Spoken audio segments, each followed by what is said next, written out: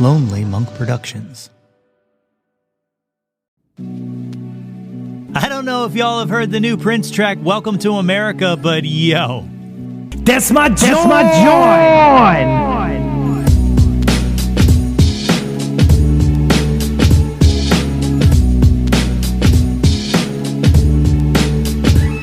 Hey, yo, what's good, friends and family, neighbors near and far? Welcome to the third episode of the second season of the Yo, That's My Jawn podcast. The podcast, website, brand, movement, way of life dedicated to the embrace and championing of your passions. I am your host, Nate Runkle, a.k.a. Jawn the Apostle, a.k.a. Johnny Loves Chachi, a.k.a. Nate Bobe, Banana Fana Fofate, Me Mamo Mate, Nate, a.k.a. Johnny Tudos, a.k.a. everybody's favorite Jonas brother, Nate Jonas, a.k.a. Nate 3.0, checking in for yet another podcast. As always, I hope this podcast finds you all in good health and in good spirits. A little later on, I talked to musician John Faye. He's just completed writing his memoir, The Yin and the Yang of It All, and we have an incredible conversation that you, of course, will not want to miss. But first, I want to take a minute to remember Jim Steinman. I first became a fan of Jim Steinman when I was a little kid. You know, surprisingly, it wasn't the symbiotic relationship with Meatloaf that first caught my ears all those years ago. It was his contributions to the 1984 Walter Hill classic Streets of Fire. Sides A and B both opened with Steinman tracks, but it was the one that rode the flip side, the epic Tonight Is What It Means to Be Young, that blew me away. I had never heard anything like it. It was bombastic and chaotic, and it built like a fever to a glorious release. It felt like a song written about the most magical moment that may have ever existed. That's just how Jim wrote. Big. Everything was big. And as the years went by, before I knew his songbook inside and out, I found myself finding songs that I loved that gave me the same kinds of feelings. And every time I found that they were one of Jim's, and I felt stupid. Of course they were Steinman tracks. They sounded like motorcycles and thunder, and the piano lines danced like raindrops, while the guitar riffs sounded like they were erupting out of the head of a guitar like lightning bolts. He painted in loud strokes meant to be belted at the top of your lungs, whether you could reach the note you were going for or not. His music sounded like Boris Vallejo paintings looked like passionate sonic D&D campaigns. The kind of songs that if you're in a bar and one comes on the jukebox, there is a chance that you might be about to find yourself singing a duet with someone across the bar that you have never met in your life, should you just happen to lock eyes with them at the right moment. In the land of rock opuses, Jim made The Who seem like Rodgers and Hammerstein writing Carousel, while he was churning out Andrew Lloyd Webber epics left and right. He was a genius songwriter, a maestro, and now, sadly, Jim Steinman is dead. But I don't think Jim would want us to be sad, because 2 out of 3 ain't bad. Rest in peace.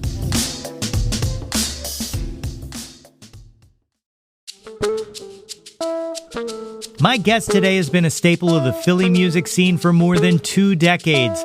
As the driving force behind the bands The Caulfields, John Faye Power Trip, Ike, John and Brittany, and the Meddling Kids, his music has been featured all over.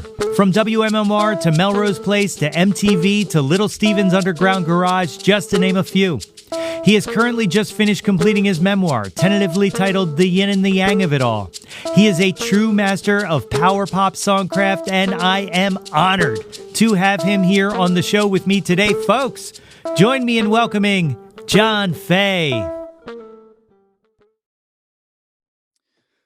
All right, I think we are recording. I am here today with the great John Faye. John, thank you for joining me on Yo, That's My Jawn. Nate, thanks for having me, man. I'm excited. I am too. So one of the things I love to do when I start these things off is to to talk about some weird connection that I have.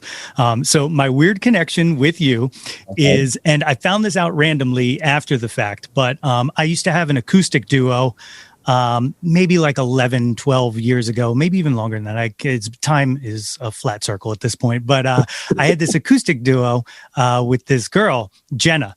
And it turns out she was the female lead in the Deathbed music video. Oh, Jenna Holcomb was the That's exactly right. Like that. Yeah. Damn.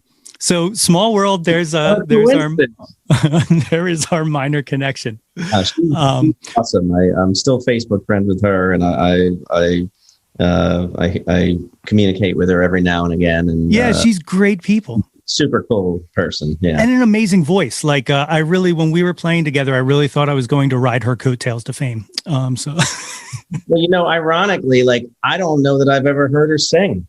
Oh, really? Oh my God, she has an amazing voice. At the time, she was dating the male lead in our video, this guy, Derek. And we were like, you're awesome too. You should be in this video also. So, it's perfect. But I mean, she totally made that whole video. She gives great faces in that video. Like her disgust face is perfect.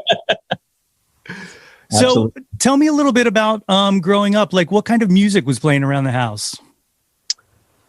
Okay. Well, interestingly, so I grew up in a house with just my mother and 3 older sisters, all of whom came over from Korea. Oh, wow. So my mother had no kind of like context for rock and roll or Western music whatsoever. But my sisters, being teenagers at the time when I was, real little, they were pretty much into the stuff that was happening at that time. So my early musical diet consisted of a lot of Beatles, a lot of Beach Boys.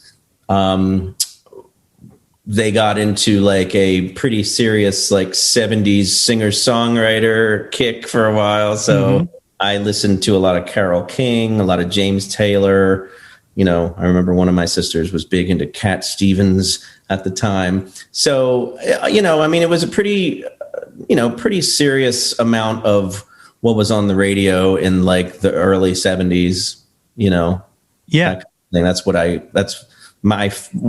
consider my first phase of music, because, when you're preteen, you're pretty much influenced by whatever is happening, with the older people in your life, I guess. Absolutely. And, so, it was pretty much what was on the radio. So it was definitely like the AM gold, ATEL era when I was little. And then, when you hit when you hit puberty and your hormones start to happen, all of a sudden, like, you're into a little bit more, edgy stuff. So that for me was like, buying like, Get the Knack and like Candy-O by the Cars. Yeah. And stuff like that. Cheap Trick Live at Budokan, those were, and then, also like a lot of, so this would have been like late 70s. So like the first kind of music that I really kind of like felt was like, this is my stuff, was kind of like that new wave, kind of punk rock kind of thing, like the CBGB scene. I loved the Ramones, Blondie, Talking Heads, all those kinds of bands. Yeah, I mean, that completely makes sense. Listening to your musical output, it kind of, the influence is heavy there, like, especially, bands like Cheap Trick and stuff like that, just that kind of power pop, like really good hard guitars. Yeah, very much part of my musical DNA. I don't think you can ever really extract that right. from who I am, But, also at the same time, I had other, friends as a teenager who, we got into like, I was very big into AC/DC, B-52s. It was just like a random sampling of like seemingly disparate records that we kind of shared together because we were always hanging out, and it was that, The Wall. Everybody listened to The Wall. Sure. Pink Floyd. Sure. But yeah, I mean, that was definitely a time when I felt like, I had like an inner fantasy life of wanting to play music. I wasn't able to do it for a while, even having these thoughts because I didn't play an instrument for a while.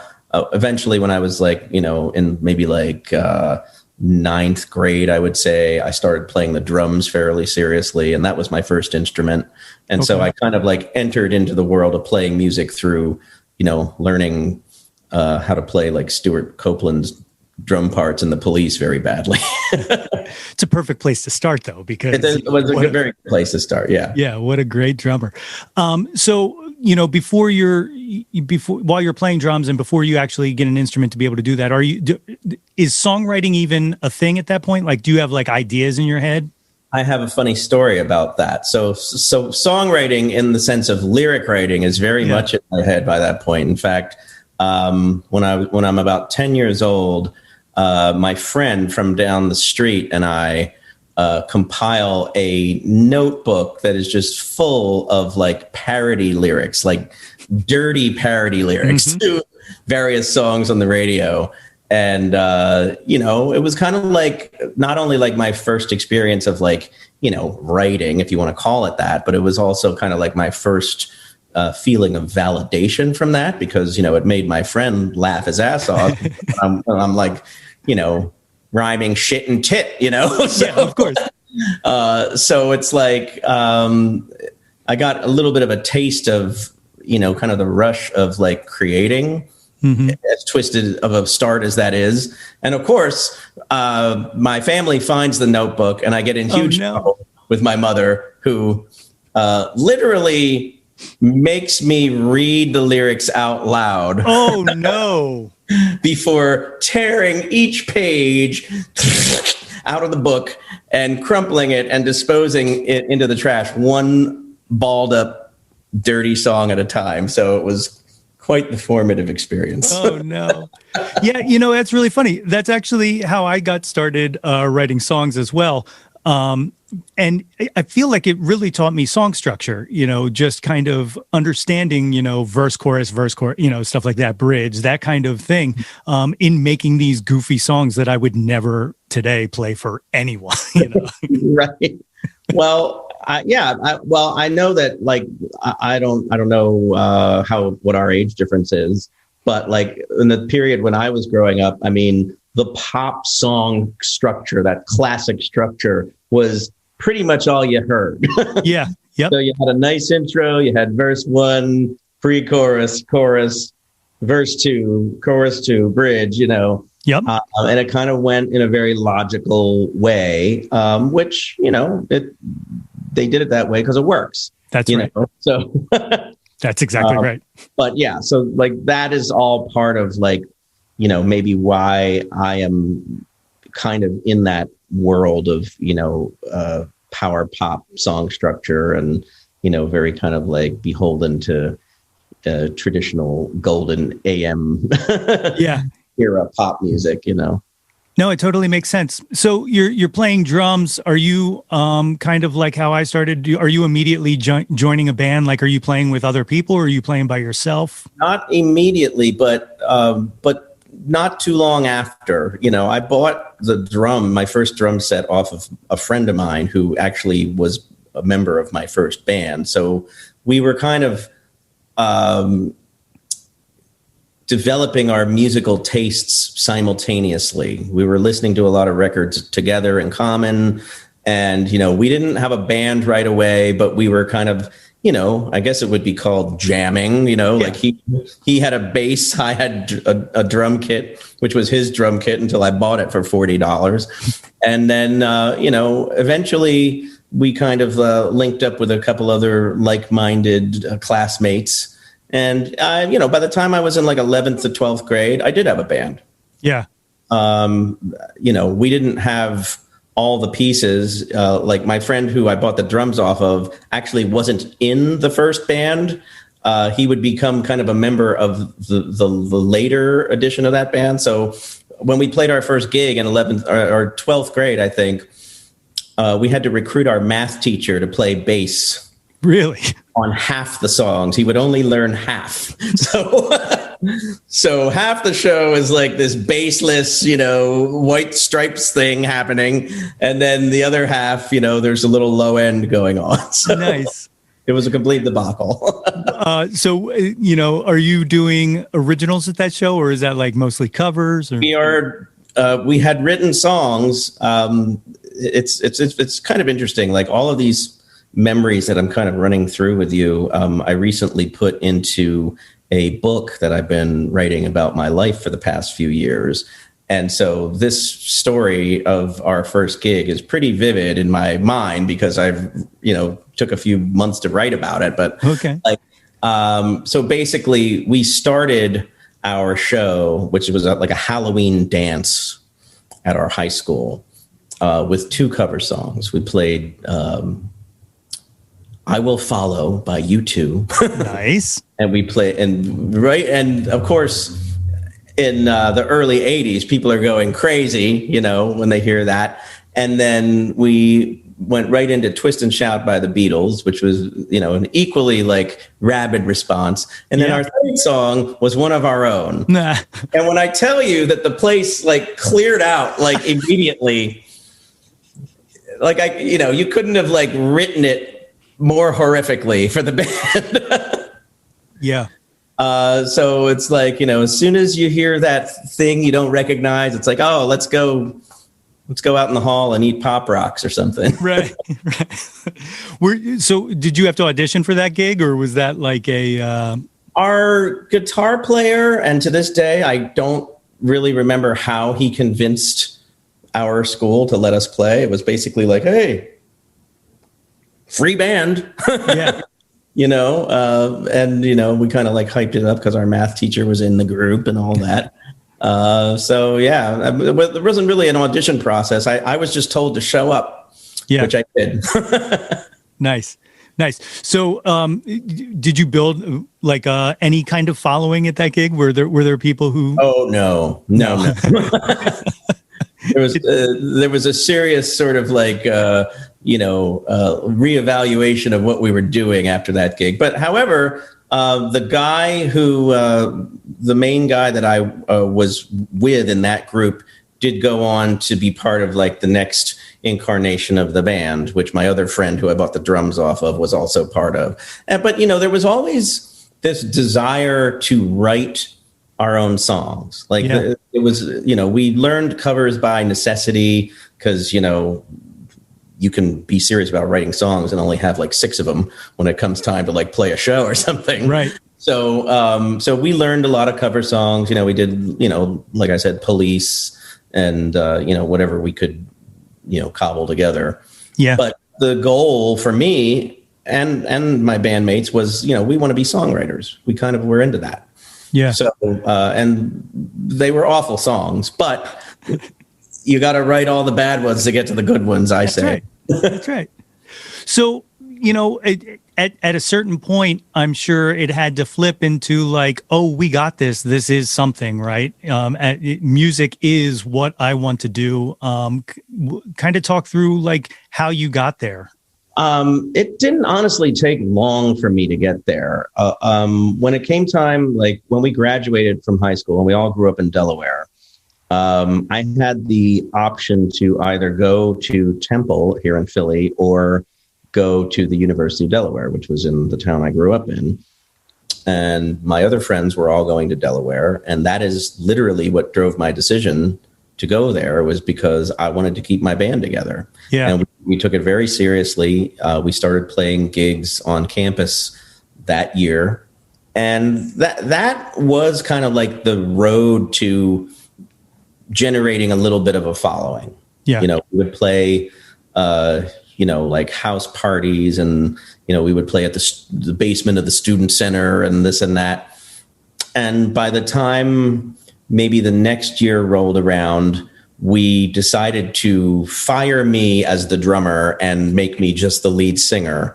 Okay. So we finally got like a proper rhythm section, like 2 guys who were actually a little older than we were, who had been in a band before, whose instruments were bass and drums, because like nobody's natural instrument was bass. Right. So that really kind of gave the way we sounded this huge kind of like step forward in terms of like sounding like we knew what we were doing.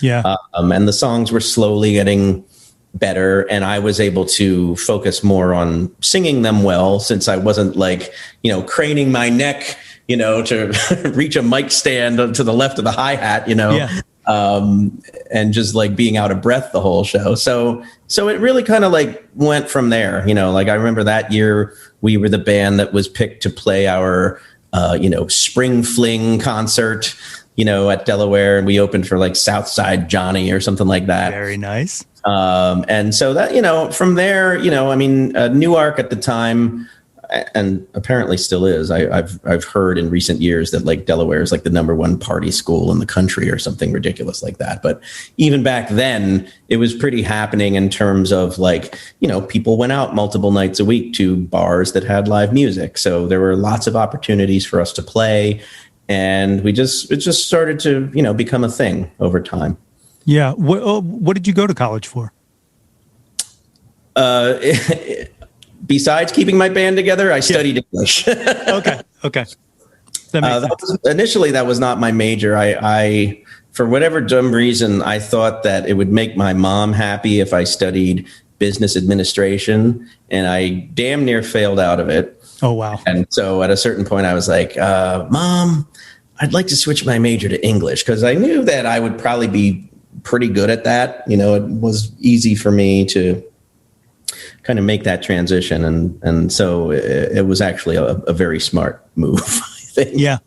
So you moved to the front of the stage now. At what point does the guitar enter your hands? Immediately, or? No, that's another thing. Like, I'm trying to be a songwriter and I still can't play, a melodic instrument. Oh, wow. So a lot of my early songs were, they by necessity had to be in collaboration with other people. Or I would hum an idea to the guitar player, or, those kinds of things. So it wasn't until, so this band, at a certain point, we called the band the Beat Clinic. Mm-hmm. And it went through a couple of iterations with personnel changes. And at a certain point, the rhythm guitar player from the band decided to leave. So it was like, well, we could hire another, like by that time we had auditioned a lot of people for different instruments, to find the original drummer and the bass player. And like, I was like, I'm not going through more auditions. That's the worst. So, it was just the right time for me to pick up the guitar. And it was, I was actually, I played a little bit, not in the band, before I actually had to like pick it up and play it in the band. So I was by that point serviceable, because I was beginning to write songs with my own chord ideas and all that stuff. Yeah. So by the time I actually had to play the guitar in the band, I kind of was able to do it fairly seamlessly. Because I was only playing my songs. So if it's a pretty sad commentary if you can't even play your own songs on guitar that you wrote. So, interestingly, like that's kind of also one of the things that kind of nudged us into the realm of being like, we're all original from this point on. No more covers. In part because like I didn't really feel like learning the chords of songs that I didn't know how to do already, because I write them. So from that point, like this band, the Beat Clinic, actually like the same personnel changed our name to the Caulfields, which was the band that eventually got the record contract in the 90s. Yeah, sure. And that's kind of where I kind of first heard you guys, and I didn't realize that you were you. 'Cause I'll give you a little background. The way I first kind of put everything together on who you were and all, I was at I used to work at Sam Goody. Okay. And got it. Yeah, that's right. That's right. And we got the golden ticket to go to the Parallel Universe album release at North Star. When the first Ike album comes out. Yep. Yeah. And we went, and first of all, thank you, open bar. I got probably we tried to make it a thing, the festival night for all. But at some point, I believe in that set, I think you guys did Devil's Diary. And it was like a moment of like, boom. Oh, now I know who this is, Nate, I think you've hit the nail on like the story of my life. It's like nobody just automatically knows who I am. They have to go through. Oh, you're that guy. Now okay. Cool. But at that moment, it all started making sense, because being a 90s kid, I was familiar with the Caulfields. So, and I was a big, Y100 listener, and I was a big, DRE and MMR back then. So like you were definitely in my orbit, Yeah, we're definitely instrumental in, launching the Caulfields onto the national stage. Because once our record came out on A&M, it's, you kind of have to break it in your home market for that to sort of say, okay, we'll roll this out a little further. Yeah. And then once we had Philadelphia, then a lot of different places started to fall in line. So we were very fortunate. And I know you're putting in the work before that, but all of that seemingly, I'm just looking at dates and trying to remember history, but seemed to like really explode pretty quickly. Well, that was the power of having a major record label pushing your band at the time. It's obviously different now in the 2020s, but back then, if you had that kind of a record company behind you and really pushing something, I mean, they were going to get it done. Yeah. So, yeah, it seemed like an overnight thing, maybe, but it was actually... by 1995, we were like 9 years into trying to be a band. And because to me, like it's all one long progression, even from that band that bombed at our high school. Like to me, like that is the beginning of it. I mean, there's no break in the line as far as like that's where it starts. That was one of the really amazing things to me. Kind of doing the research I've been doing, preparing for this, was just what you're saying. Like there is seemingly no stop. Like you started rolling and then just kept going. And I mean, that's incredibly admirable because, there are things like, when the label issue kind of goes through and all, like that could be the kind of demoralizing thing that sends people, backing, but you kept...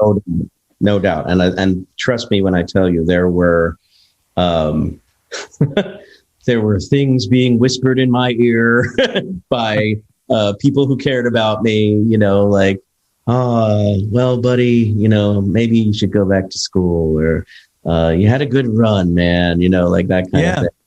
And it was definitely, so the second album and the band's demise happened in 1997.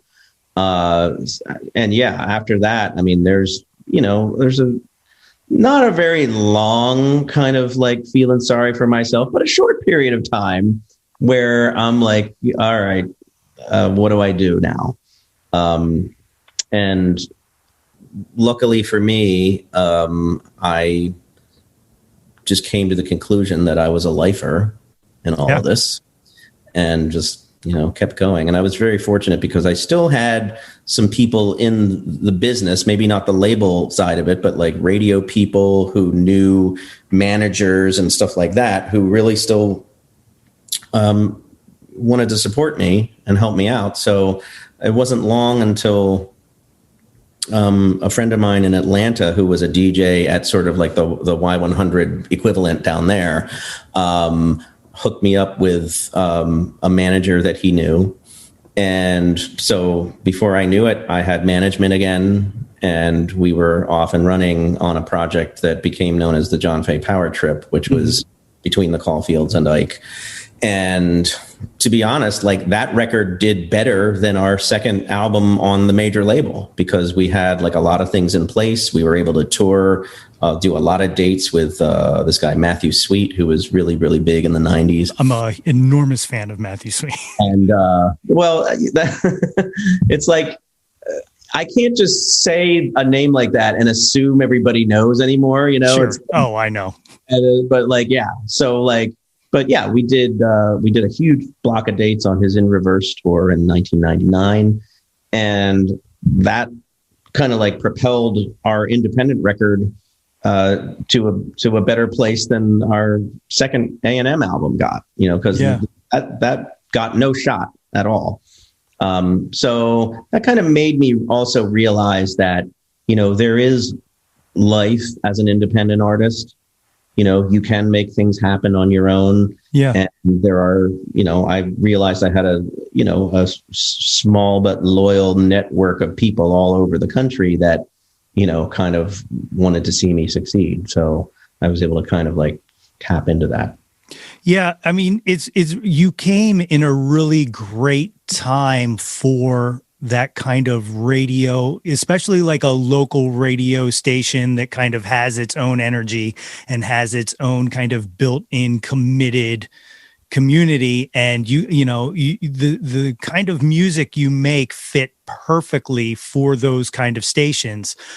So to me, it's not even a surprise that, you would find success, label or not, with that kind of network. Well, it certainly didn't hurt to have people rooting for you. Yeah.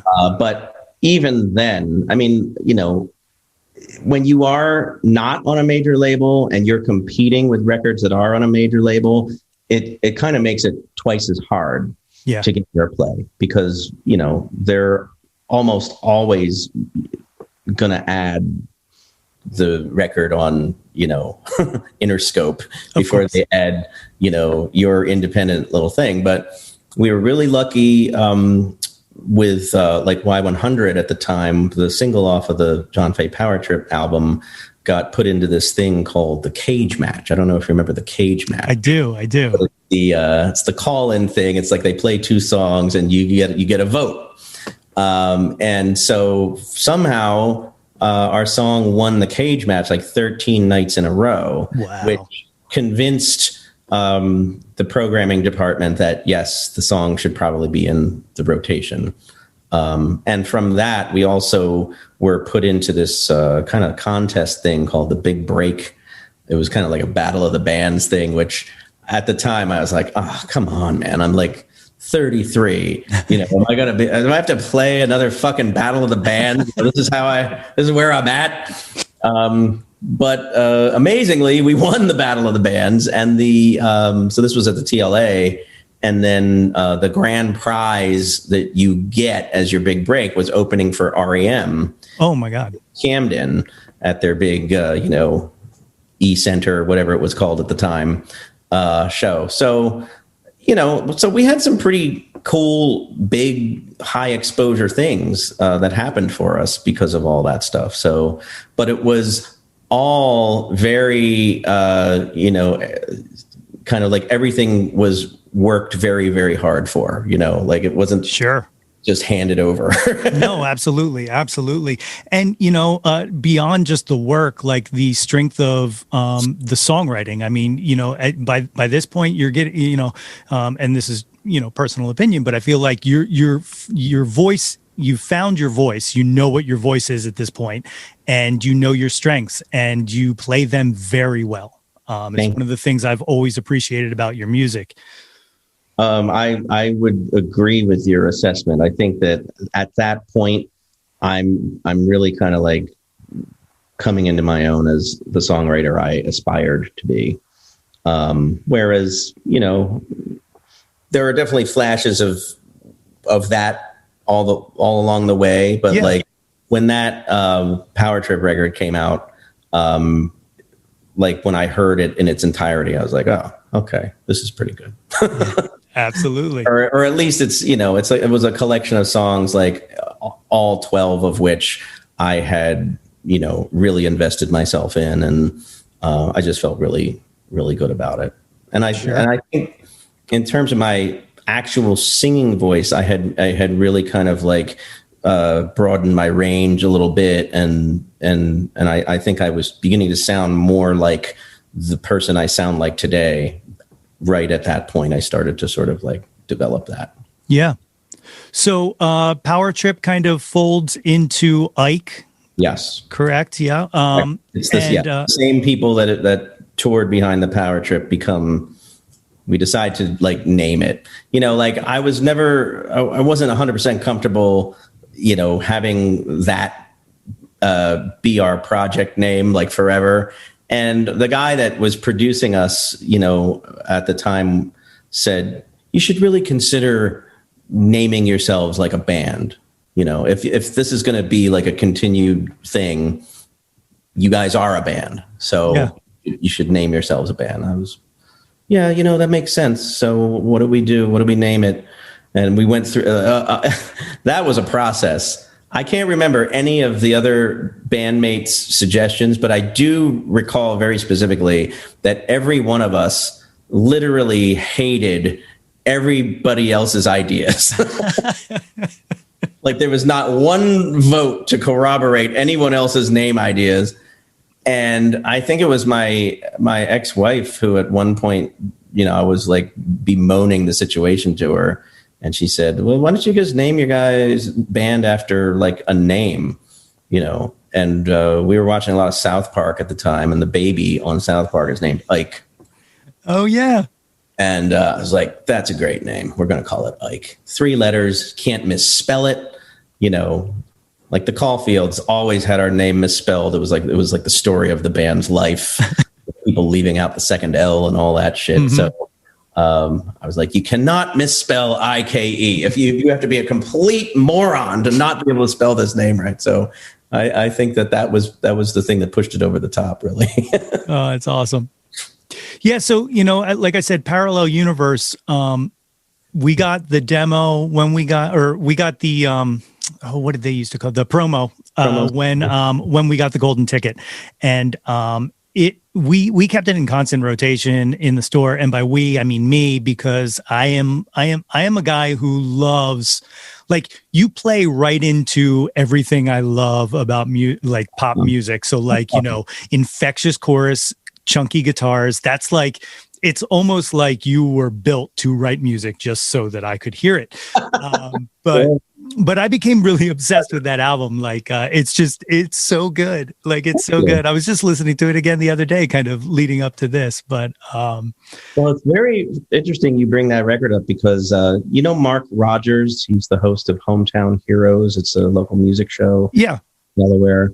He literally put on my Facebook this morning. He was like, I was ripping CDs last night and I found this, and it's a screenshot of his, Mac, or Windows rather, like screenshot of his playlist of Parallel Universe. But next to Parallel Universe, in parentheses, it says new, but with no shrink wrap. I'm like, oh, we must have sent you like my personal shit burned copy of it because that's all I had. Oh, that's awesome. That's awesome. So you move on from there. You know, you get to sing the national anthem at the Eagles game, which how terrifying is that? Because I can't even imagine. That's a tough song. Like that. I mean, beyond being in front of all those people, that's a really tough song. Well, you know what they say about the national anthem: start low.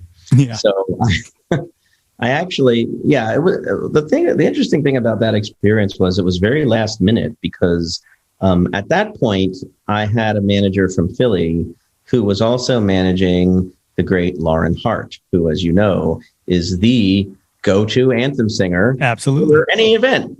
Sure. And she was supposed to do it. And I think she got sick or something happened.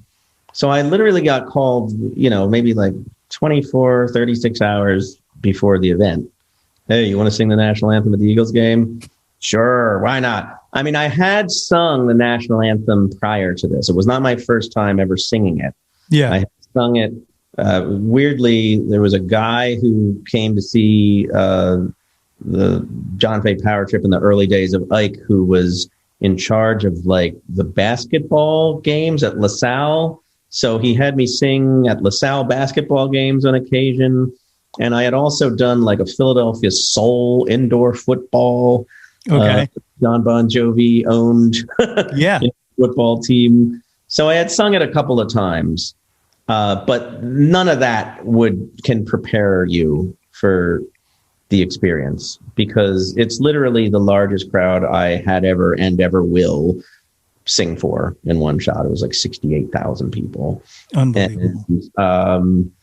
And you have a lot of time to get nervous because they make you get there like 3.5 hours before the time you sing it. So you're like sequestered in the bowels of the stadium for like hours. So I'm just like sitting there, like, eating off the deli tray and blowing into this fucking pitch pipe that I brought, to like, shit. Yeah, I think I better do it in B, like, oh, say. And I'm just like singing, oh, say, hundreds of times over just to like get the opening note in my head.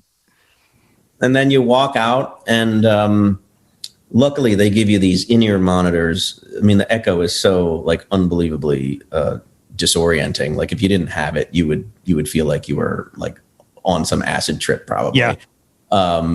So I had the in-ears and I blew into that pitch pipe literally like 10 seconds before my name got announced, just so I could hear the note one more time. And then I did it. It's awesome. It was over in a flash. Yeah, I couldn't imagine. You talk about the echo. I was in my nerdy past. I was in marching band, and we marched at the Meadowlands. And the echo, we're blowing big giant horns, and the echo, like it was one of the most surreal things ever, because first of all, you're, big, huge lights, big, huge stadium. And then also sound makes zero sense, so. It's like an infinite feedback loop or something, know, it's like, all right, well, we'll see how this goes. Yeah. As an experience, definitely once in a lifetime, just being able to hear that number of people respond at the end. I'm sure. You hit I totally milked Land of the Free for a few extra seconds, let that note hang. Yeah. And then, let it sit in the air. And it was cool. It was very cool. That is awesome. Yeah. So, you guys then, Into Philadelphia gets played at all sporting events all over the place. Like, how kind of touch upon like your relationship with Philadelphia. You're a Delaware guy, but, you are like. Yes. And yeah. So I grew up in Delaware, but I actually was born in Philly. Oh, okay. My mother met my father in Philadelphia in Northeast Philly. So this would have like the year before I was born is when they met. And when they had me, we, my mom and my sisters had been living like in Pennypack in Northeast for a couple of years because my mom was taking her medical residency at Einstein Hospital. Oh, wow. Okay. And so they were definitely like Philadelphian and my father lived in Philadelphia all his life.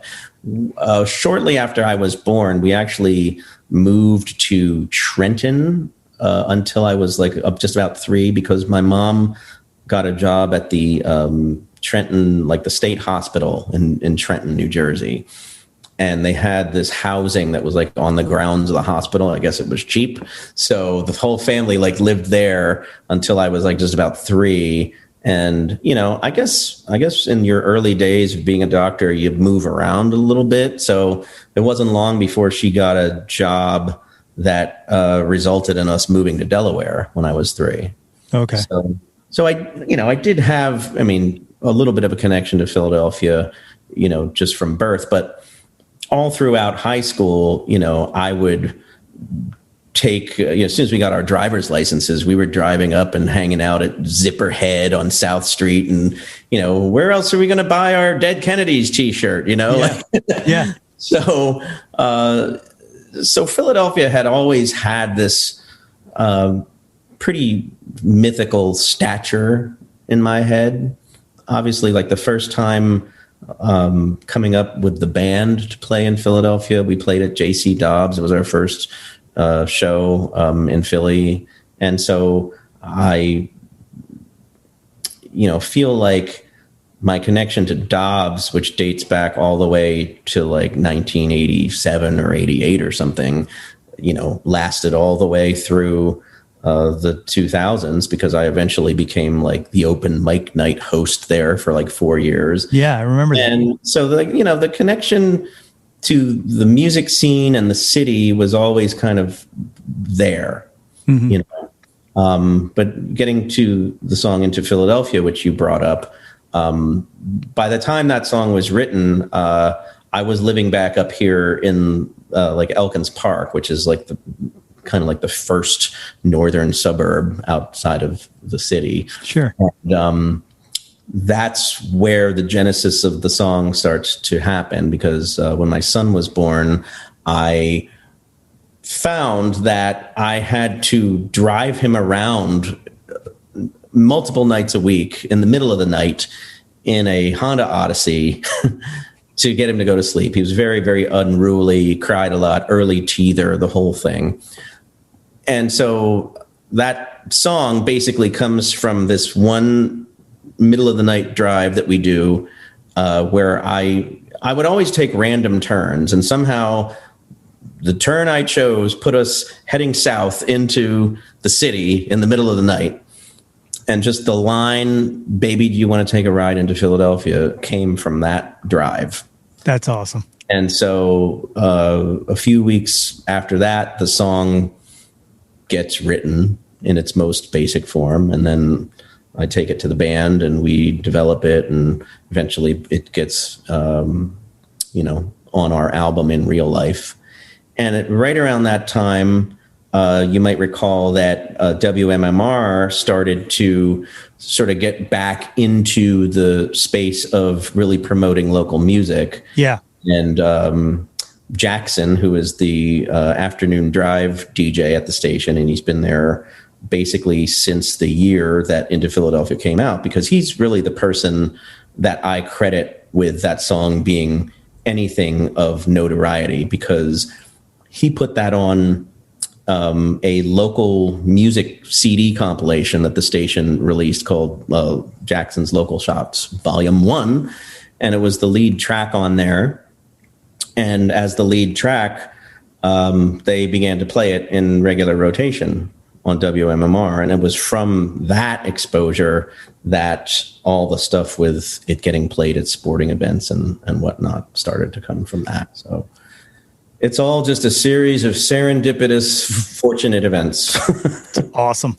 It's awesome. You mentioned those CDs. That's one of the things I really miss about local radio, and I miss about radio stations in general, is like those local CDs, or like even like the Sonic Session CDs and stuff like that. Just things that are so like of the time in the area that, they're like little kind of time machines. I love it. Absolutely. You think about how much things have changed in terms of just like how people listen to music or appreciate music now. Yeah. Back in a certain era, it was like such a huge deal to be able to get a ticket to go to the Sonic Session to see somebody play unplugged in a recording studio. And, now, a band will just like make a video, a YouTube thing, and up it goes. And that's right. I'm surprised at how many bands break having never played live shows. Like it's really incredible. Like what? Yeah, it's a whole different thing, But I do think we are, for all of the advances in technology, which I do my best to embrace. Actually, I think it can be really useful. But I think what we're missing is that sense of community. Yeah. And that sense of just being in a common place together to appreciate something in the flesh. Yeah, I kind of, not just because of the pandemic. I think in general, we lost that before the pandemic. Yeah, I just kind of did a thing on a little mini episode earlier in the season about my relationship with WXPN, and that's one of the things I touch upon is like it's one of the last communities I feel that actually feels like a community. Like the people who listen to XPN will kind of give anyone a chance. Like you go to one of the festivals or one of the shows, they'll pay attention to every band as if they've ever heard them, before. And it's really rare, and it's sad to me because I'm somebody who was raised on music and raised on local radio, and that's kind of what made me want to make music and want to be a part of the community. And I just don't know that it exists like it used to, and it bumps me. But I guess the challenge is one of the things that I kind of came to the conclusion of is if you don't see your community out there, start it, build it. Yeah, build it. Right. And that's and that's kind of where this came from, and this project, this website, and all. Because I want that community back. Like I like having music discussions, and I feel like no one talks about music anymore. It's this is great. It's awesome. Well, thank you. So moving from Ike, you do John and Brittany. And you get some good success there on Little Steven's show. How did that kind of come about? Right. So Ike has a pretty substantial run. Like we're together for about 8 years, and we have a couple different lineups. And around the time of our 2009 record, which was called Tie the Knot with All That You Got, I met this girl, Brittany Rotundo.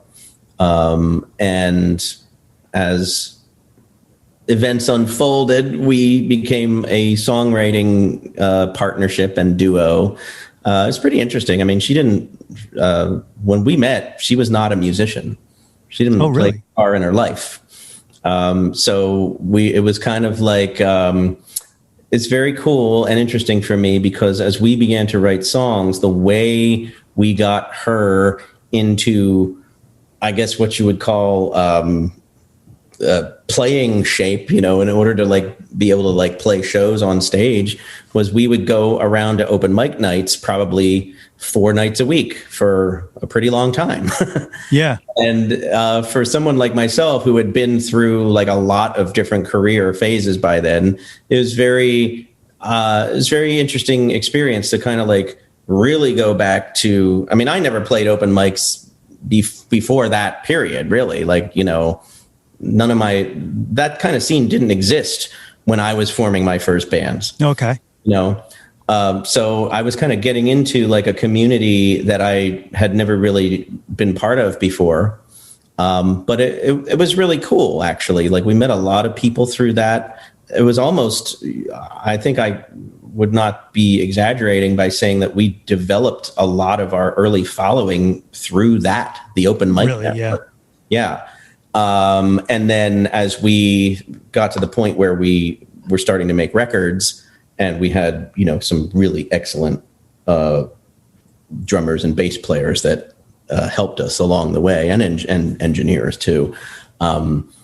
Then we started to kind of shift this duo thing into this is a rock band and we can go and we can play electric shows and really, kind of take that approach with it. And that's when, so we had an EP and then we did our first full length, Start Sinning. And that's the album that got the attention of the Underground Garage. That's awesome. You talk about those open mics. That's connection number 3. So we did, Jenna was in the video. I was at the record release for Parallel Universe. Number 3, we played an open mic night together at the Grape Room. So right.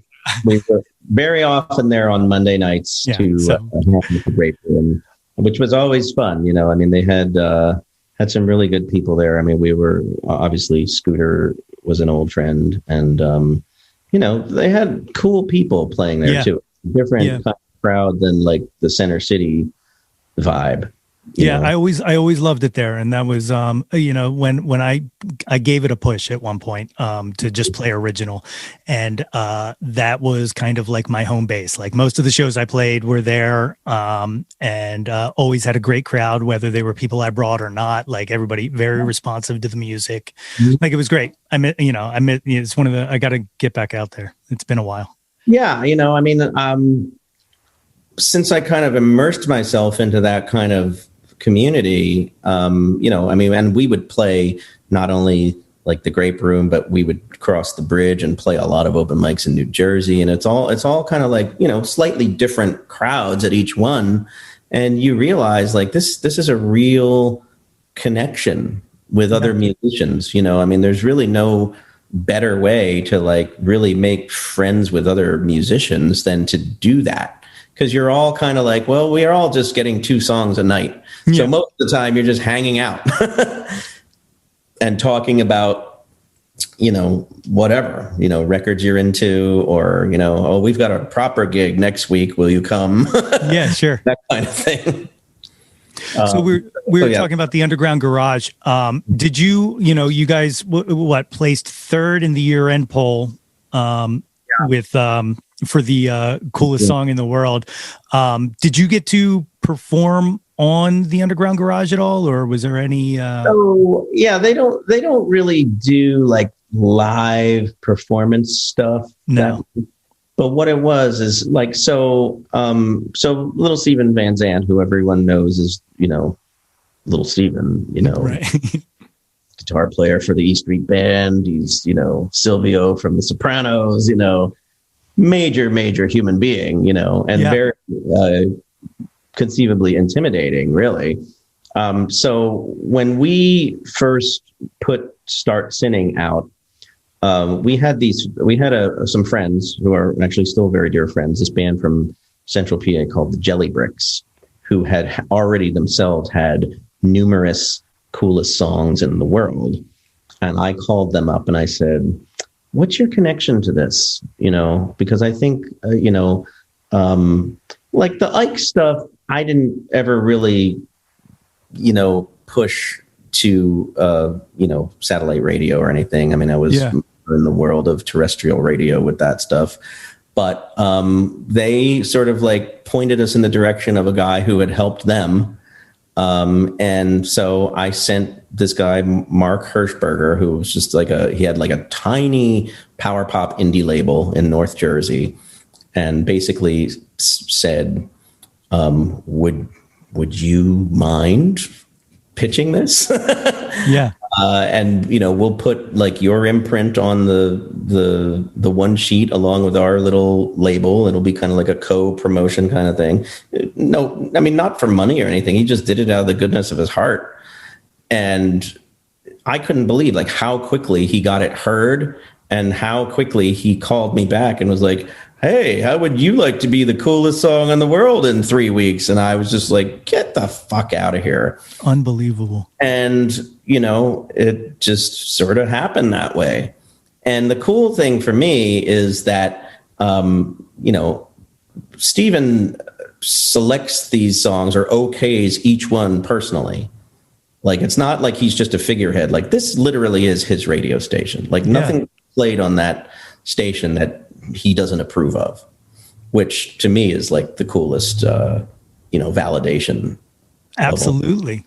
And so, I still have the audio of like him introducing the song for the first time, because I don't know if you ever listened to the Underground Garage on Sirius. Yeah. Oh, of course. He usually has like a little bit of an intro, tells a story. And then, this week's coolest song in the world, Anna Brittany from Philadelphia, and it was just awesome. And that's so cool. And we were just really lucky to then, kind of like make some friendly connections with some of the bands that are kind of like regulars on that station. So we ended up doing some cool stuff up in like New York City, played the Mercury Lounge with a couple of the bands that do really well on Underground Garage. And that was really awesome. Very cool. Very cool. That kind of became John and Brittany's thing. Like that's where we were like, well, this is where our audience potentially is. Yeah. And the EP that we put out after Start Sinning had a coolest song in the world on it also, the song St. Valentine. Yeah. And little Steven actually named that EP Stories to Be Told, which was another kind of cool aspect of the whole thing. Wow. How'd that Well, it was just like we were talking to the producer of Underground Garage, and we were like, well, here's our EP. I don't know if we know what we're going to name it yet.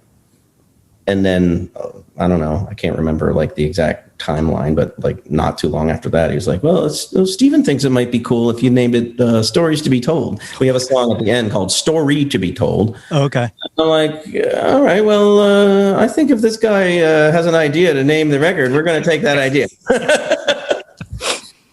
Yeah, so, I guess we could go with that. Yeah, I think that makes sense. That makes complete sense.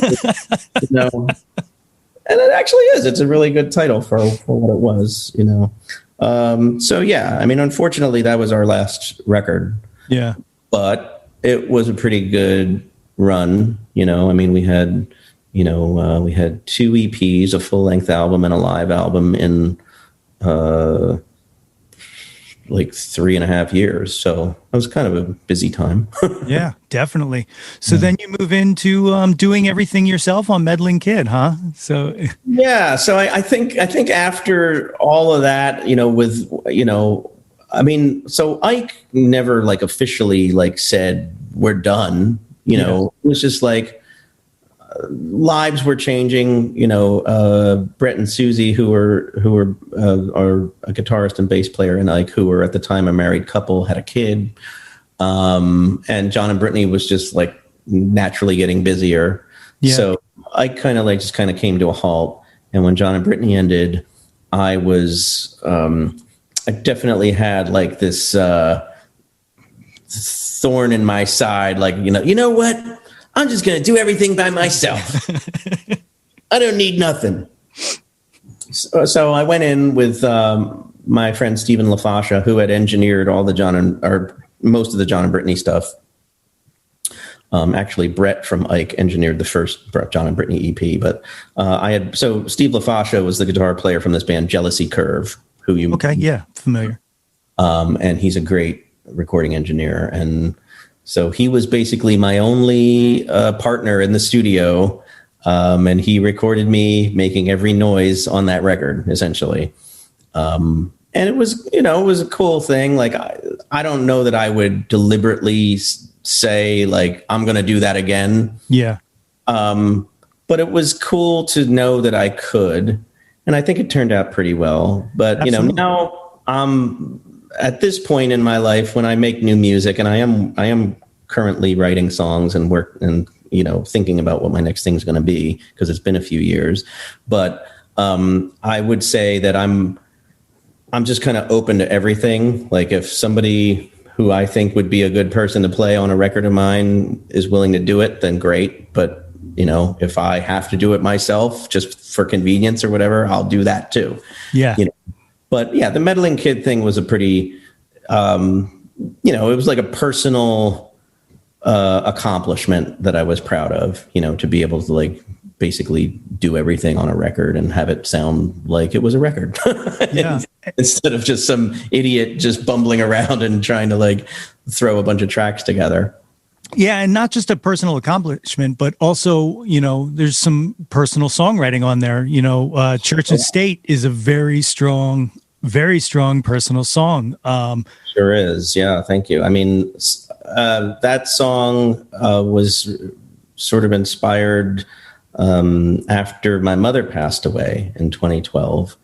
And it's just a super personal kind of me talking directly to her, and kind of, and yeah, I mean, it was really important to me to have that song on there and have that be part of what I was doing. But yeah, I mean, I think that's sort of the theme of a lot of my songwriting over the years, is that I seem to be willing to put the heart on the sleeve. Yeah. As it were. Very For much. better or worse. I don't know. Sometimes I wonder if if it's TMI or something, but it's funny because I remember a songwriter friend.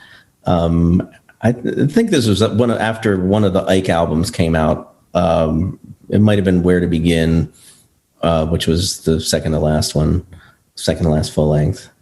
And He was like, John, I really like the songs on this album. Are you okay? Uh-huh. I'm like, well, the answer to that is complicated. Yeah.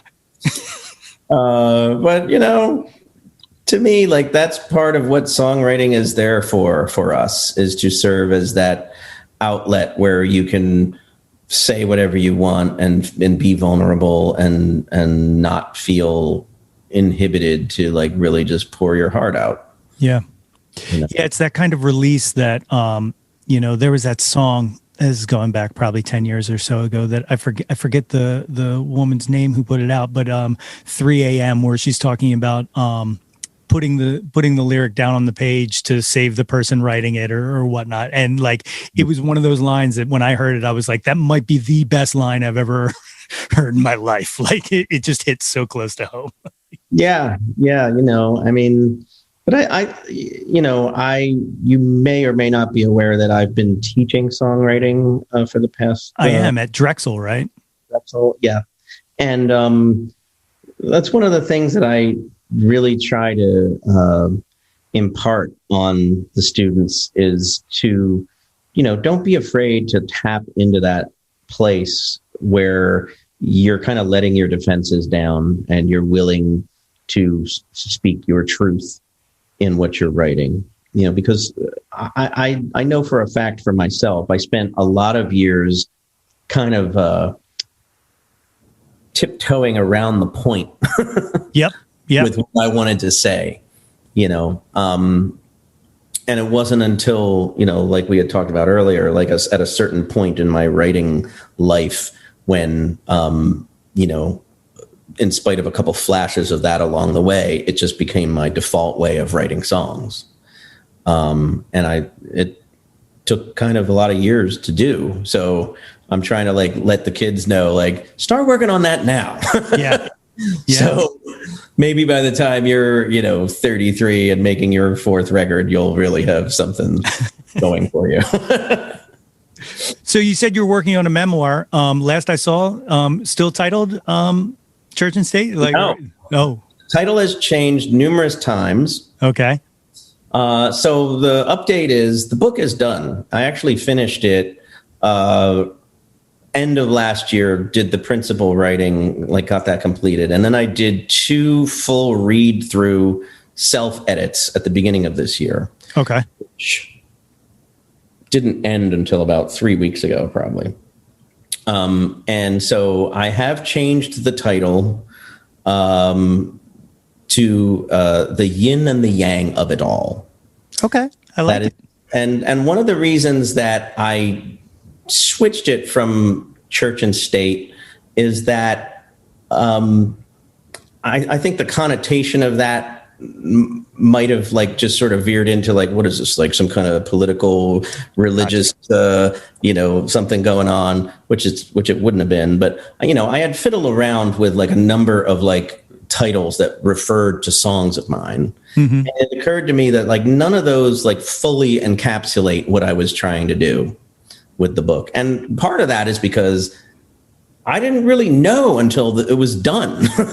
Yeah. You don't really see all the threads until you can really look at it in this macro kind of sense once it's done. Because as you're writing it, it's all just like, well, this is the chapter about this. I have to cover this. And, you know, and then it starts to unfold to you as the writer what the threads and the themes of your story are.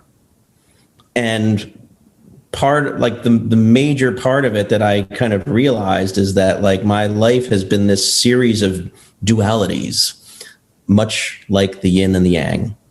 And it's been sort of like this process of coming to grips with those contrasting forces that make up who I am and what my experiences have been.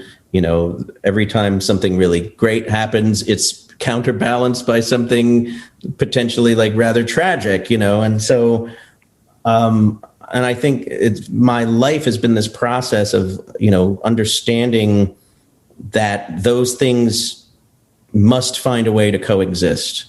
Yeah. In order for me to ultimately be a happy person.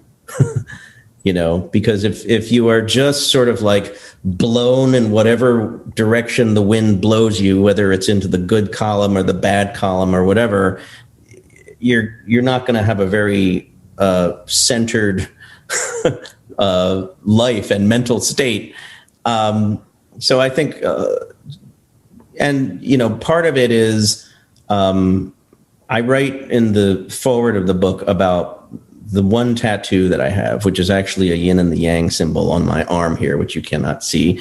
But it's a yin and a yang, and it's also got shamrocks in it. And it's supposed to represent my Korean half and my Irish half, because my mother was Irish, my mother was Korean.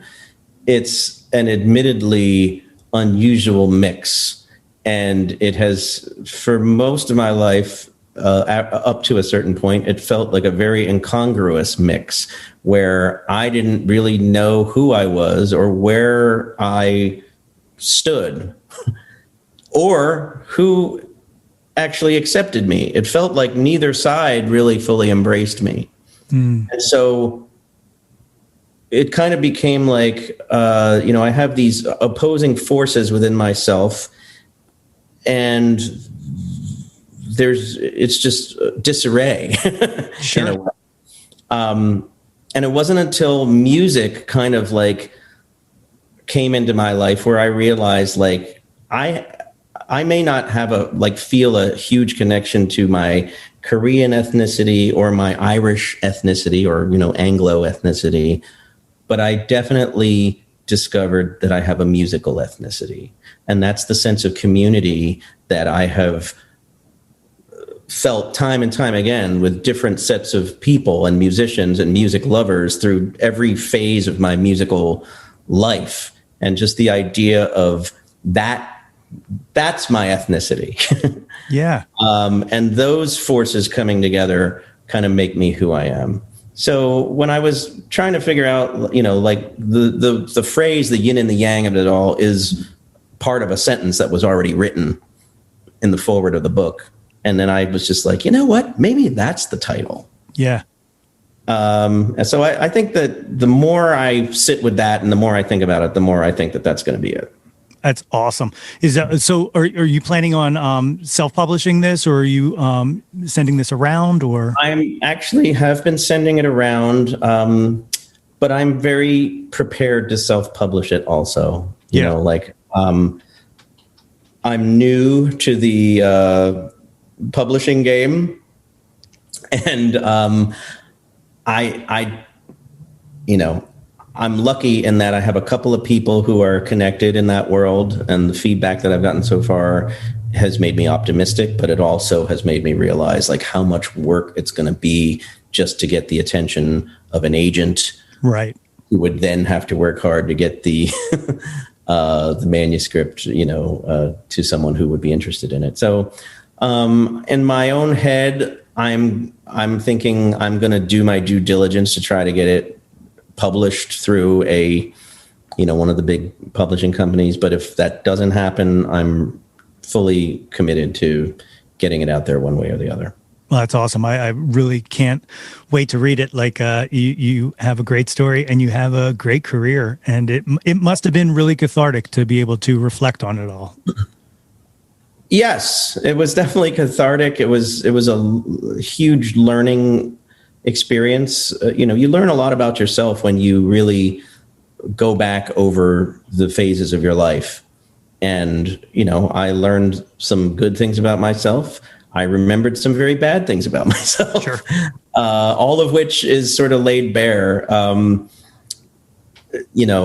have a lot of memories in there where I look back and maybe knowing what I know now would have done things differently, as I guess we all would. If you look back at what you do when you're a teenager or in your 20s or something, and you have the benefit of 30 more years after that to kind of formulate a strategy, you probably would do a lot of things differently. But overall, you're right. I mean, it's definitely a very big cathartic thing. especially in talking about the stuff. There's a lot of personal stuff that's not directly tied to my musical life. So, I mean, the book is obviously a lot of it has to do with my musical life, but a lot of it is more my upbringing, my family, my relationship with my mom, and those kinds of things. And I think writing about that stuff, it was even more illuminating to me than just going over the music stuff. Yeah. Like the music stuff is in some sense almost the comic relief. You know, you're a musician. You've got funny stories from probably just about every experience you've ever had. Oh my God, unbelievably so. Or, you know, traveling or, you know, doing whatever it is musicians do together, you know, and I kind of wanted to make sure that I portrayed my particular life in that world as accurately as I could, because it's definitely the farthest thing from a sex, drugs, and rock and roll experience. Exactly. That's exactly you know? Right. And so, you know, when I think about like, you know, like I talk to some people who are trying to kind of advise me on the strategy of the book, and they're like, well, who's your audience? I'm like, well, it's multifaceted, but I think, you know, a good number of people like me who are, you know, working musicians who have just done it for years and have been through a lot and accomplished a lot, but maybe are not household names. You know, that's what I call like, you know, the musical middle class or whatever. Yeah. Not really middle class because we're all impoverished, but, you know, like the people who have done shit, you know, there's a lot more of us than there are superstars. Definitely. You know, so this one is for all my musician friends who are in the trenches that are, you know, can relate to, you know, just salivating over a deli tray and just praying that the club, you know, gives you something to eat. All too familiar. I love it. Well, sir, would you like to take the Jawntlet at this time? Would you? Sure. Yeah. All right, it starts with the one-hit wonders. The first one, Sammy Hagar or David Lee Roth? I'm not a fan of either one of them as humans. Well, I don't know. I don't know Sammy Hagar that well. I've heard bad things about Diamond Dave, but I will say I'm a much bigger fan of the David Lee Roth era of Van Halen than I am the Van Hagar era of Van Halen. So makes sense. I will pick David Lee Roth. Okie dokie. Number 2, Biggie or Tupac? I have to admit, like, I am not super familiar with their entire body of work, but I will say that, like, I think Tupac is somebody that I think I would gravitate towards a little more. Okay. I think his the personal aspects of his writing, you know, talks about his mom and stuff. Yeah. I think I'm a little more drawn to that than the Biggie stuff.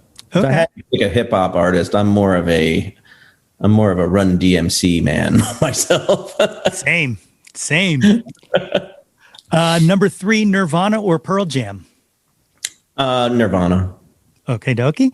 Number 4, Beatles. Okie dokie. Okie dokie. I sense that that's not usually the answer.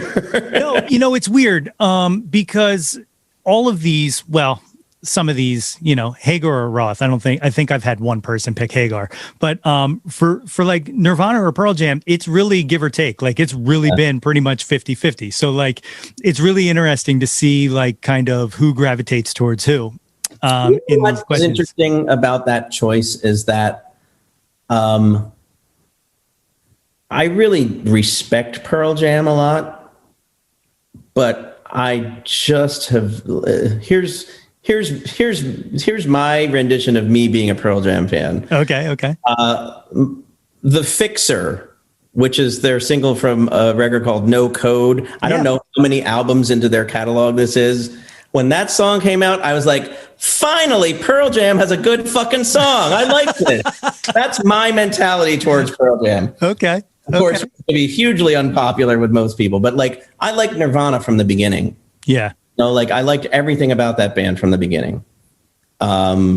and obviously they don't have the longevity because we all know why. But I just think like as just a band that like did stuff that like just immediately appeals to somebody like me, like, you know, I would pick them in a heartbeat. Yeah. You know, it's still to this day blows me away that they played JC Dobbs. Like that really just. They played JC Dobbs and the Drexel Armory, which actually Ike did a show in the Drexel Armory at one point back in the day. And I was like, this place sounds like shit. I'm sure that Nirvana show sounded horrible because they were probably 3 times louder than us. Right. like, why would you have a show here? But yes.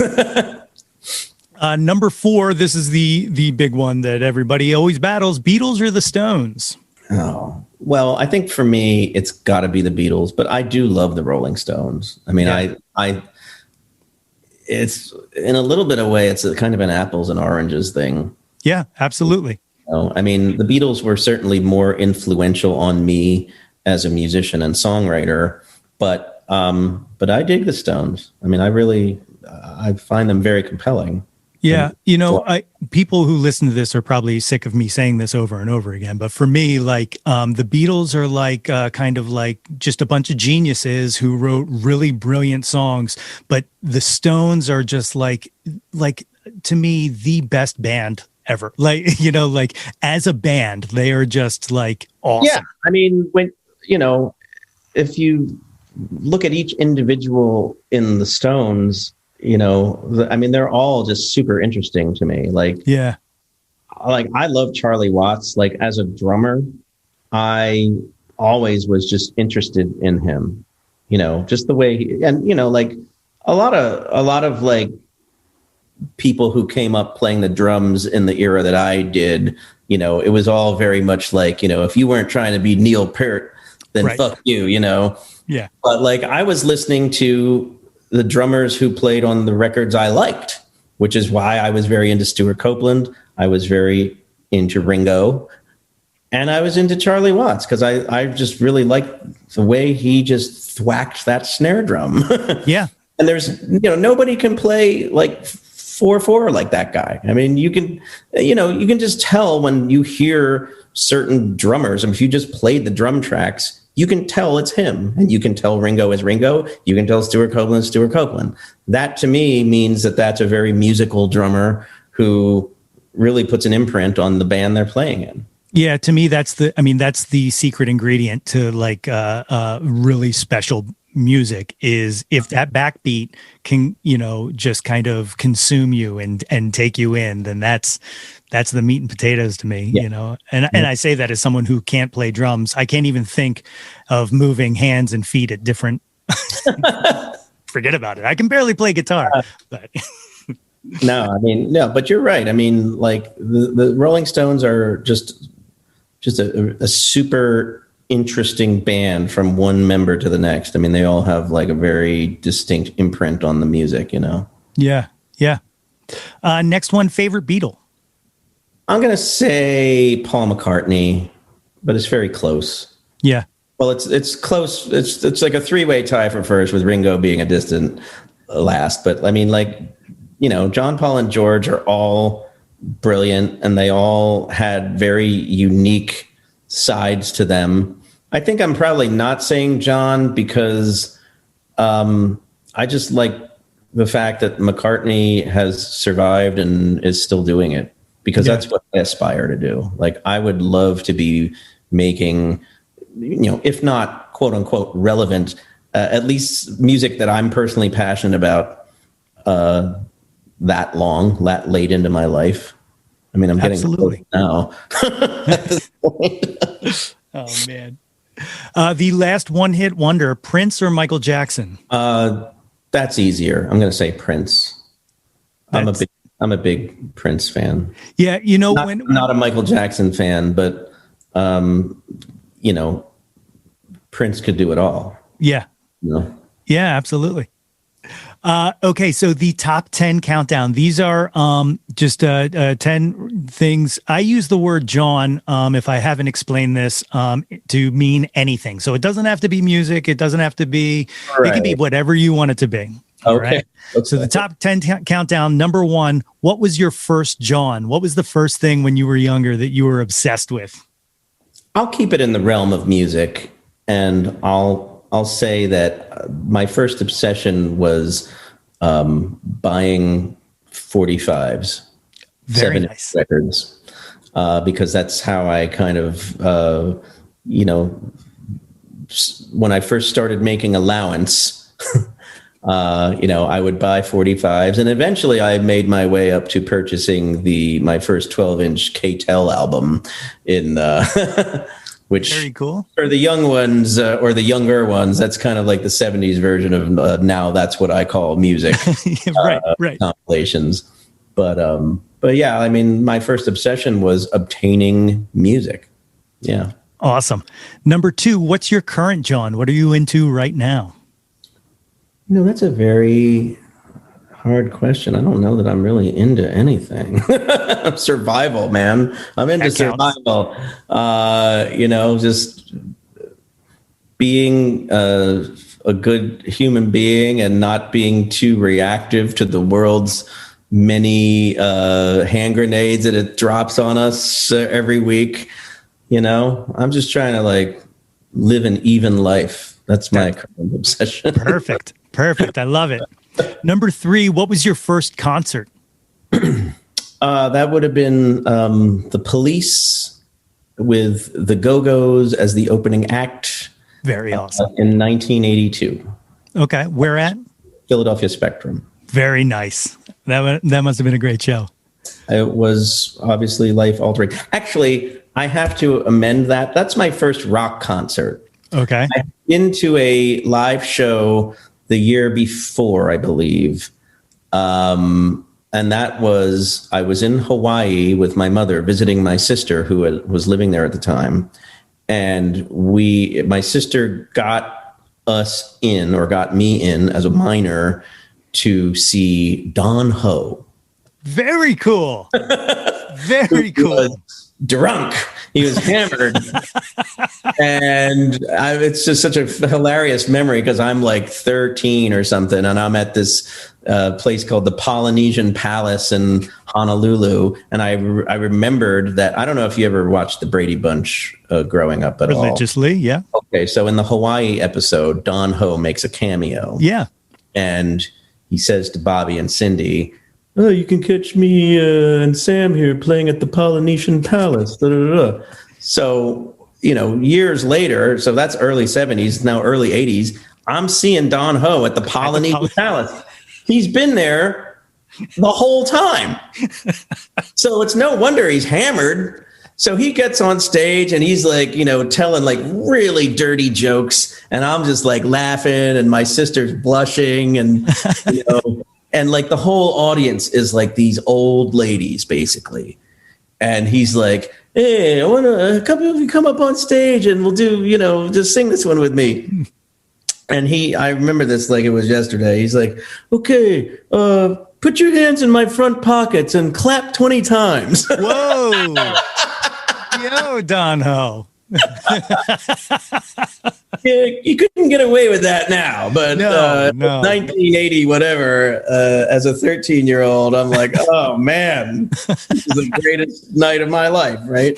That's awesome. You could buy the Don Ho tiny bubble doll. It was like a thing of bubbles, soap bubbles. You unscrew his head and it has one of those little blower things on it. You could blow bubbles with Excellent. Excellent. Perfect branding. So that was actually my first live performance, but the Police was the first rock concert. Okay. Number 4, what was the last concert you were at? Oh, that's easy. It was me. That counts. Because I actually played my first show this past Thursday. Oh, really? Yes, I played at Jefferson University, which used to be Philadelphia University. It was very interesting. I was booked as a solo performer They put you in the corner of the student lounge behind 2 plexiglass panes. Really? It was cool. I mean, people were appreciative, but I was just like, this is just the weirdest, it's kind of like, a lot of times nowadays, like you'll see like a drummer on stage behind these ridiculous plexiglass things, which, come on, do they really you really need to do that in a big, but that's what was in front of me. So I so badly wanted to do like, should I smush my face against, kind of like try to recreate like the cover of The Lodger by David Bowie or something, but I didn't. Awesome. Number 5, what was your favorite concert of all time that you've been at? Man, that's a really hard one. There have been a lot that I really hold in high esteem, but I think if I really think about it, I saw U2 play at the Tower Theater when I was a teenager. Wow. Promoting the War album. This was their last theater tour before they really blew up. And the intimacy and the power of that show was, that's the kind of thing that left a lasting impression on a guy who was at that point then thinking like, I might want to do this. Yeah. Because, this, Bono's like hanging from the balcony with his white flag and everybody's afraid he's going to fall off, and it's just like, that was like the drama of the live concert. I mean, I had been, obviously been to that Police show and was very into the Go-Go's. So I saw them multiple times as a teenager. But none of those shows had that danger, I guess, element to it. And it was just super exciting to be part of that show. Because cool. I had been a U2 fan since like their first video on MTV, in 1981 or 1980 or something. So even at that point, it felt like, oh, these guys are getting too big. And then, of course, little did you know, all these years later, they're playing, the giantest stadiums on earth,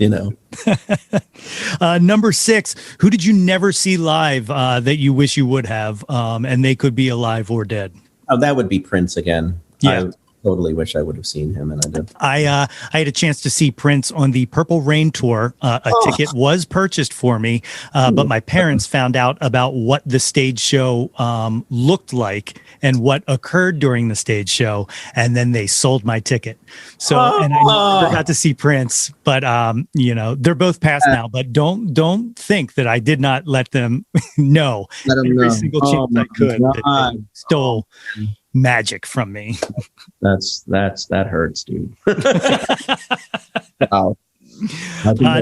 Number 7, name an unappreciated, John. Name something that you think should be bigger than it ever was.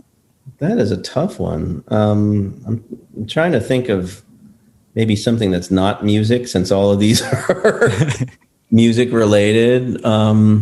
There's lots of artists that I listen to that I think should be bigger and just aren't. But then I also think, well, if they were bigger, would that somehow drive my liking of them into a direction I don't want? Like sometimes you're very protective of the things that you think should be bigger. Very true. Like I kind of would approach it like that. Let's like if something's not as big as you.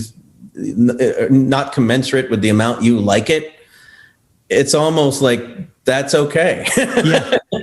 Yeah. Like I don't need to share this with everybody.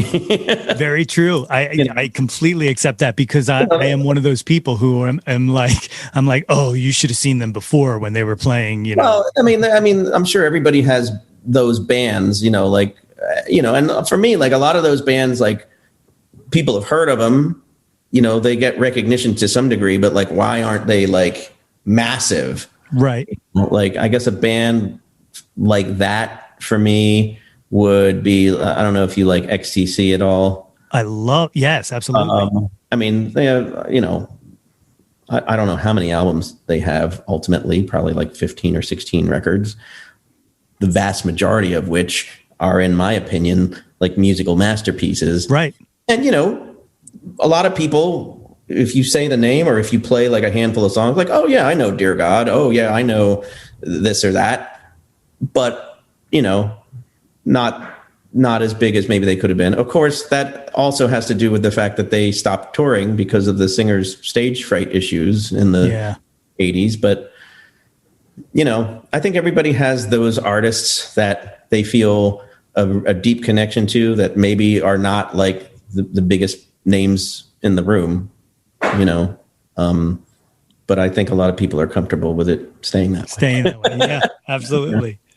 Number 8, and this is a pretty tough one, I understand. So you don't have to put too much thought into it. But what is your favorite album? This might seem as a left field choice for someone like me, but I'm going to say it.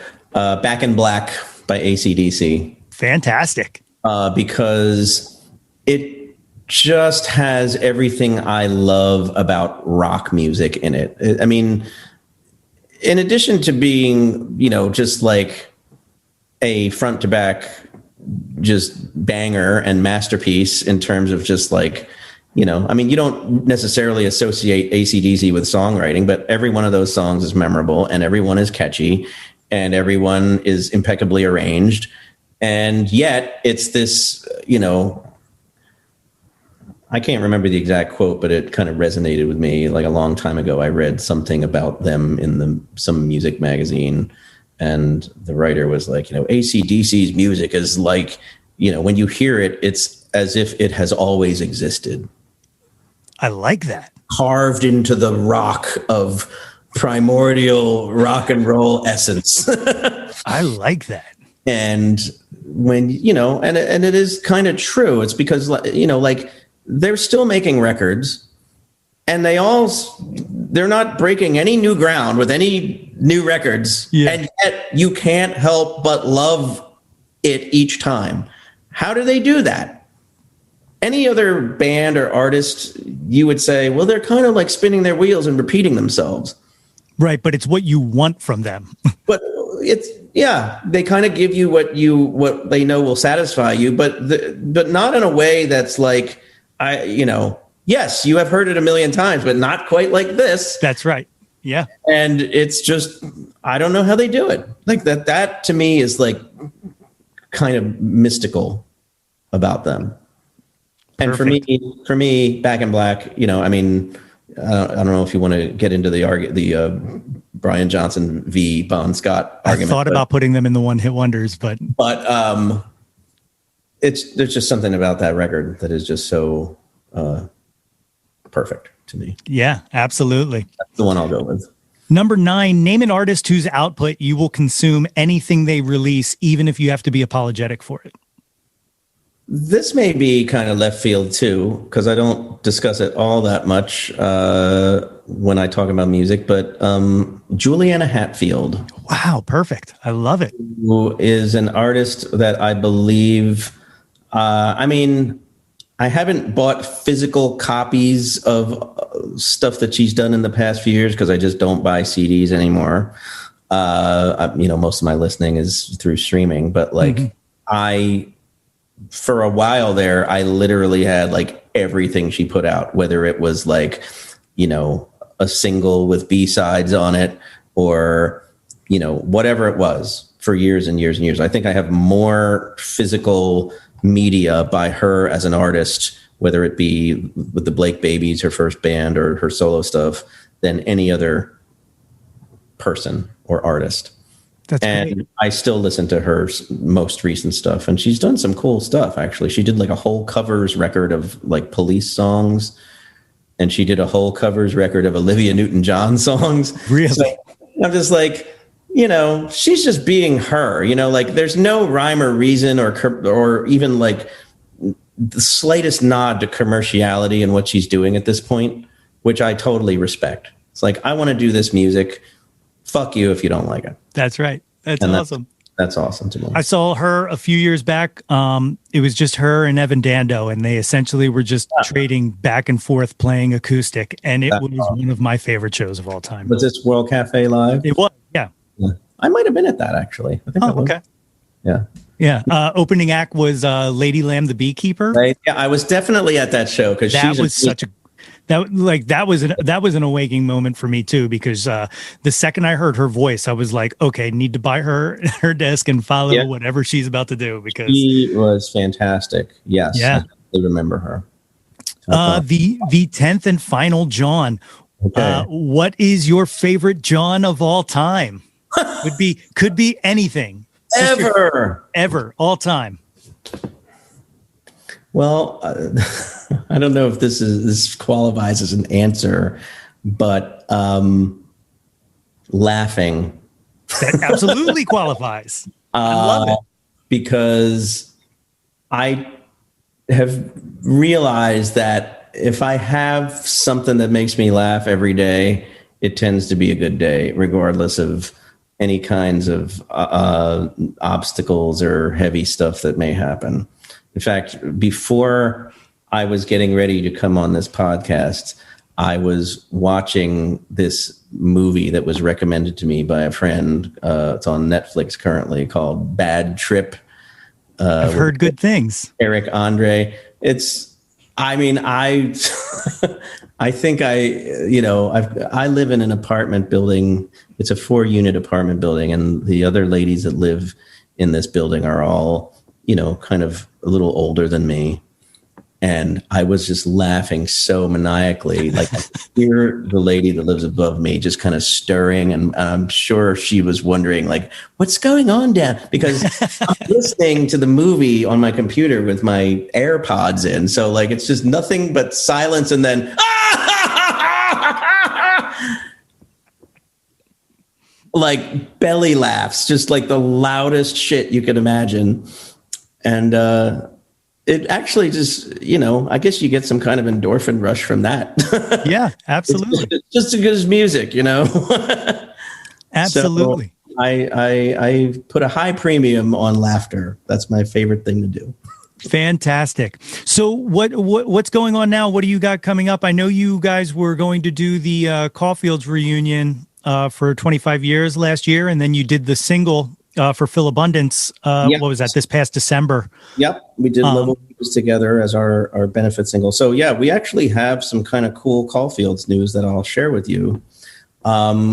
This fall, I think the weekend of September 10th, we are going to do a live concert. It's going to be down in Dewey Beach, Delaware at the Bottle and Cork. And we are going to the plan is to make that a sort of a Caulfields and friends kind of a night. So we're putting together, a little bill that's going to involve probably friends of ours from the era in Delaware when we were kind of coming up in the ranks. So we're working on getting some people involved with that. And in addition to that, we are going to be releasing a Caulfields concert movie, which actually came about in a very interesting and unexpected way. We had been asked to play a birthday party. Okay. What it started out as is the wife of a guy that we have known for 25 plus years, a friend of ours, actually a very good friend of our bass player's cousin. It was his 50th birthday, and his wife contacted me, and basically it started out with, oh, will you guys do like a live stream for Frank's birthday? I'm thinking of renting a room in a pizza shop. We'll stream your Facebook Live into this monitor that it sounded all very quaint and pleasant, and we were going to all just play acoustic in our bass player's living room. So cut to like 2 weeks after that, I got a call from the guy whose birthday it's going to be. And he's like, listen, buddy, my wife spilled the beans and I was very appreciative, but I was also like, thank you, honey. But you know what? Fuck that. If I'm going to have the Caulfields play my birthday, it's going to be a real thing. So this guy was a sound guy back in the day, and he used to be very, I think he worked for this company called Clare Brothers, which is like, it's like the number one concert staging company in the world, pretty much. And they're based in PA. Okay. So like this guy basically called in all these favors and put together his birthday party in this gigantic warehouse with like, so have you ever just walked in off the street into like the electric factory or something? That's what it was like. Wow. We walked in out of the parking lot, and I'm looking at like a humongous stage, like 30 foot across, with the sound systems that hang from the ceiling. So we've come to find out they lent him, or so the story gets really weird. The PA that we used was the same PA that the Rolling Stones used in the 90s. Whoa. Which is a pretty fucking powerful PA system. And it had like a gigantic, like the mixer for the monitors was, 6 feet across, on the side of the stage. So we do this show, and like we knew that it was going to be that kind of thing going in, but until you see it, you just don't really grasp it. But we had the foresight to hire some people to record it and to videotape it. Very nice. So so the footage we got back, and the audio, I mean, it basically looks like we're playing like an arena show. So cool. So we're just gonna we're gonna cut out the like happy birthday to you and 8 songs, and just use the musical performances and like intercut it with like some other interview stuff and stuff like that, and it's gonna look like a pretty cool concert movie. That is awesome. But like, what a weird, like, who would have thought that that's what would have happened? Seriously. All from a birthday stream. Right. And then come to find out after the fact, he comes up to me afterwards. He's like, this isn't the last time we're doing this. You know that, right? I'm like, well, that's cool. But like, how are you going to get all this together again? And I'm like, I'm sure this PA is, if you had to rent it, it'd be pretty. He's like, no, dude, you don't understand. They gave this to me. I'm like, what? What do you mean they gave it to you? He's like, dude, they don't use this shit anymore because everything is digital now. Oh my God. This is a dinosaur of a PA. It's like, everything is like so much more compact. They would never send this out on the road ever again. So they're just giving it to me. Wow. I'm like, this is ridiculous. That is unbelievable. Yeah. So, we played through, whatever Stones tour happened in the 90s, that PA. That's incredible. I wonder if that was, I don't know if you remember, but in the late 90s, mid to late 90s, they were doing small theater shows when they were touring with their, their big stadium shows. So like they ended up playing, I think, the Tower. Yeah.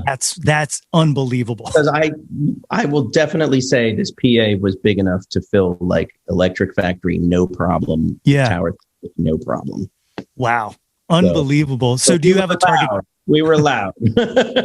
Is there a target date for that, or are you guys just kind target date is actually to release it the weekend we play in Dewey Beach. So Smart, the idea would be to have like almost like a premiere release show for that, like the night before the actual show. Very cool. That's the plan. So if any of these cool cats and kittens who listen to this show want to find you on the social medias, how can they track you down? Best thing to do is just go to my main website, which is just johnfaye.com, JOHNFAYE.com. It's got the links to everything you would ever need to know about me on there. Very cool. Well, thank you very much for joining me today. This was amazing, and I'm so happy to have had you on here. Thank you so much, Nate. This was really, really cool. Thank you. My thanks again to John Faye for joining me on the podcast. You can find John on his website at www.johnfaye.com, on Facebook at facebook.com/jfaye, and on Instagram at JohnKimFaye. And be sure to be on the lookout for more information about the Caulfields reunion show at the Bottle and Cork in Dewey Beach, Delaware, coming this September. How exciting is that? If you have not done so already, please be sure to subscribe to the podcast on all your favorite podcast providers and share it. Sharing is caring. Tell all your friends about it. And if you fancy yourself an overachiever and you want to get a little bit of extra credit, don't forget that you can earn yourself that super awesome Jawn Scout Merit Badge for Citizenship of the World by rating and reviewing us. The more reviews we get, the easier it is for people to find us and the more guests we can get on the show. Do it for the children. Don't forget to visit www.yothat'smyjawn.com and like us on Facebook at facebook.com/yothat'smyjawn for updates and live streams. Follow us on Instagram and Twitter at Yo That's My Jawn, and find Yo That's My Jawn on YouTube for all kinds of video tomfoolery, including my cover of the Jim Steinman classic Tonight Is What It Means to Be Young that birthed my obsession with the late, great Mr. Steinman. Like and subscribe the heck out of that ish. We want to hear from you. Reach out, and touch some Jawn. Well, I hope you enjoyed episode 2.3. Thanks for taking another ride on the podcast train with me.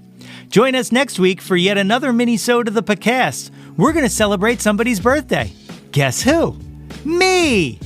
Until next time, everybody! Hey yo, displace the guilt and embrace the pleasure. Your taste in music doesn't have to be measured. Yo, That's My Jawn is a Lonely Monk production, written and produced by yours truly, Nate Runkle. Theme song by Phil Tyler Music featuring Nate 3.0.